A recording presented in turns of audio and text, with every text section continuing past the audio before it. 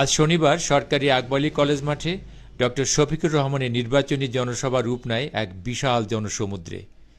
পরন্তু বিকেল থেকেই তার বক্তব্য শোনার অপেক্ষায় মাঠ ও আশেপাশের এলাকায় জনতার ঢলে পরিপূর্ণ হয়ে ওঠে।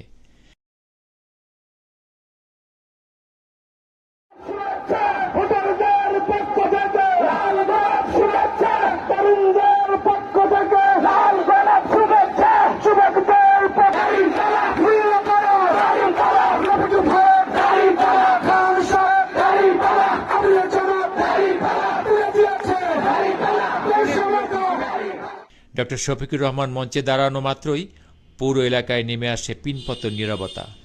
সবাই অধীর আগ্রহে কান পেতে শোনেন তার কথা।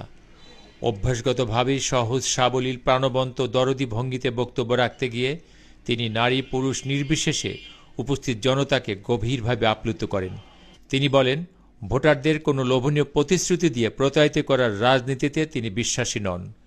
বিশেষ করে বেকার তরুণদের উদ্দেশ্যে তিনি স্পষ্ট ভাষায় বলেন, আমি বেকার ভাতা দিয়ে আপনাদের অপমানিত করতে চাই না, বরং ক্ষমতায় গেলে যুগের চাহিদা অনুযায়ী বিশ্বমানের কারিগরি শিক্ষা শিক্ষিত করে আপনাদের সম্মানিত কর্মী ও উদ্যোক্তা হিসেবে গড়ে তুলতে চাই।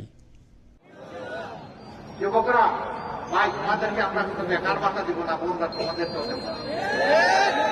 বেকার ভাতা দিয়ে তোমাদেরকে অপমান করতে চাই না। আমরা তোমাদের হাতে কাজ তুলে দিয়ে তোমাদেরকে সম্মানিত করি।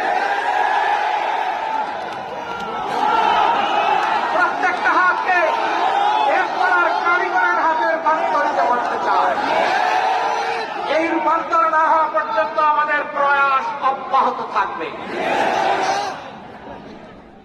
বক্তব্যে ডক্টর শফিকুর রহমান আরও বলেন, বিগত 55 বছরে দেশে বৃহৎ 3টি রাজনৈতিক দল রাষ্ট্র ক্ষমতায় থেকেছে, কিন্তু তারা কি বুকে হাত দিয়ে বলতে পারে যে সমাজের ন্যায় ও সুবিচার প্রতিষ্ঠা করতে পেরেছেন? তারা কি যুব সমাজের জন্য বিশ্বমানের শিক্ষা ব্যবস্থা গড়ে তুলেছে? বরং এই দীর্ঘ সময়ে দেশে লুটপাট, চাঁদাবাজি, দুর্নীতির এক প্রাতিষ্ঠানিক বাণিজ্য কায়েম করা হয়েছে, যার মাসুল আজ সাধারণ মানুষকে দিতে হচ্ছে। দেশ শাসন করেছে, তারা বুকে হাত দিয়ে বলতে পারবে তারা চাঁদাবাজি করে নাই। অতীতের কোন দল যারা দেশ শাসন করেছে, পরিচালনা করেছে, তারা কি একথা বলতে পারবেন যে জনগণকে তারা সুশাসন উপহার দিয়েছেন? তারা কি বলতে পারবেন তারা সমাজে ন্যায় বিচার কায়েম করেছে? তারা কি বলতে পারবেন একটা মানসম্মত বিশ্বমানের শিক্ষা ব্যবস্থা জাতিকে উপহার দিয়েছেন?